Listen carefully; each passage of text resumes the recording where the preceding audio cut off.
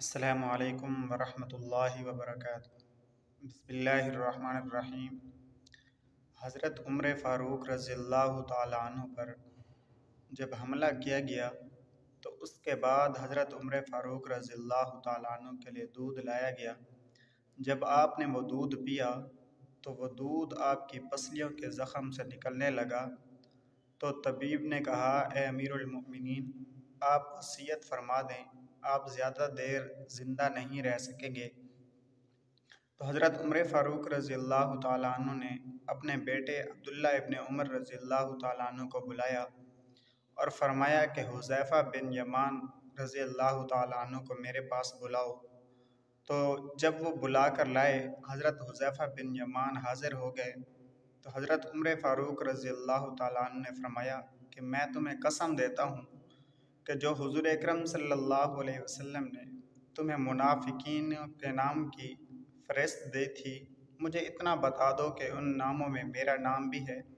تو حضرت حذیفہ بن یمان رضی اللہ تعالیٰ عنہ کی آنکھوں سے آنسو آ گئے۔ تو حضرت حذیفہ بن یمان رضی اللہ تعالیٰ عنہ نے فرمایا کہ یہ اللہ کے رسول کا راز ہے، میں آپ کو نہیں بتا سکتا۔ تو حضرت عمر فاروق رضی اللہ تعالیٰ عنہ نے دوبارہ پوچھا کہ مجھے صرف اتنا بتا دو کہ ان ناموں میں میرا نام بھی شامل ہے۔ تو حضرت حذیفہ بن یمان رضی اللہ تعالیٰ عنہ نے فرمایا، یہ آپ پوچھ رہے ہیں تو میں آپ کو بتا دیتا ہوں، اگر کوئی اور پوچھتا تو میں کبھی نہ بتاتا۔ میں صرف اتنا بتاتا ہوں کہ ان ناموں میں آپ کا نام شامل نہیں ہے۔ تو حضرت عمر فاروق رضی اللہ تعالیٰ عنہ نے اپنے بیٹے عبداللہ بن عمر رضی اللہ تعالیٰ عنہ سے فرمایا کہ اب میرے لیے دنیا میں ایک چیز باقی رہ گئی ہے۔ تو عبداللہ بن عمر رضی اللہ تعالیٰ عنہ نے پوچھا، اے ابا جان، وہ کیا چیز ہے؟ تو حضرت عمر فاروق رضی اللہ تعالیٰ عنہ نے فرمایا کہ جاؤ ام المؤمنین حضرت عائشہ صدیقہ رضی اللہ تعالیٰ عنہ سے پوچھ کر آؤ کہ میں اپنے ساتھیوں کے ساتھ دفن ہونا چاہتا ہوں، ان کے قدموں میں دفن ہونا چاہتا ہوں، اگر آپ اجازت دیتی ہیں تو حضرت عبداللہ بن عمر رضی اللہ تعالیٰ عنہ وہاں پہنچے اور جا کر فرمایا کہ عمر پوچھ رہا ہے، میرے والد پوچھ رہے ہیں کہ میں اپنے ساتھیوں کے ساتھ دفن ہونا چاہتا ہوں، کیا آپ اجازت دیتی ہیں؟ تو حضرت عائشہ صدیقہ رضی اللہ تعالیٰ عنہ نے فرمایا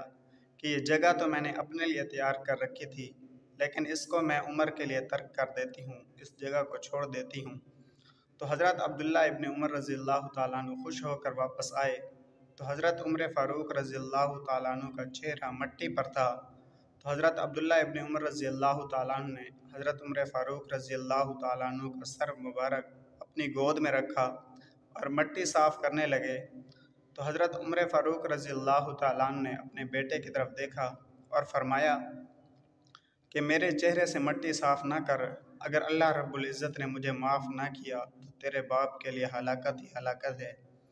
اس کے بعد حضرت عمر فاروق رضی اللہ تعالیٰ عنہ نے اپنے بیٹے کو وصیت کی کہ میرا جنازہ مسجد نبوی میں لے جانا، وہاں پڑھنا اور حذیفہ بن یمان پر نظر رکھنا کہ وہ میرے جنازے میں شرکت کرتے ہیں یا نہیں کرتے، اور اس کے بعد میری میت روضہ رسول پر لے جانا، وہاں باہر رکھ کر دوبارہ اجازت طلب کرنا، ہو سکتا ہے میری حیا کی وجہ سے انہوں نے اجازت دی ہو، اگر دوبارہ اجازت طلب کرنا، اگر وہ حضرت عائشہ صدیقہ رضی اللہ تعالیٰ عنہ اجازت دے دیں تو وہاں مجھے روضہ رسول میں دفن کر دینا، اگر اجازت نہ دیں تو مجھے مسلمانوں کے قبرستان میں دفن کر دینا۔ تو حضرت عمر فاروق رضی اللہ تعالیٰ عنہ کی روح پرواز ہو گئی۔ اس کے بعد آپ کے جنازے کو مسجد نبوی میں لے جایا گیا تو وہاں حضرت عبداللہ بن عمر رضی اللہ تعالیٰ عنہ نے دیکھا کہ حذیفہ بن یمان رضی اللہ تعالیٰ عنہ بھی جنازے میں شریک ہیں، تو یہ دیکھ کر خوش ہو گئے۔ اس کے بعد آپ کے جنازے کو، آپ کی میت کو روضہ رسول کی طرف لے جایا گیا، باہر رکھ کر دوبارہ اجازت طلب کی تو حضرت عائشہ صدیقہ رضی اللہ تعالیٰ عنہ اپنی چادر سمیٹ کر باہر نکل آئیں اور فرمایا، اے عمر مبارک ہو، تجھے اپنے ساتھیوں کے ساتھ دفن ہونے کی اجازت ہے۔ یہ وہ حضرت عمر رضی اللہ تعالیٰ عنہ ہیں جن کے زمین کا چپا چپا جن کے عدل کی گواہی دیتا ہے، ان کو اپنی آخرت کی اس قدر فکر ہے، ان کے دل میں اللہ رب العزت کا اس قدر ڈر ہے۔ آج ہم اپنے بارے میں سوچیں کہ ہمارے اعمال کیسے ہیں اور ہمارے دل میں اللہ رب العزت کا ڈر کتنا ہے، ہمیں اپنی آخرت کی کتنی فکر ہے۔ دعا ہے اللہ رب العزت سے کہ اللہ تعالی ہمیں اپنی آخرت کی فکر کرنے کی توفیق عطا فرمائے۔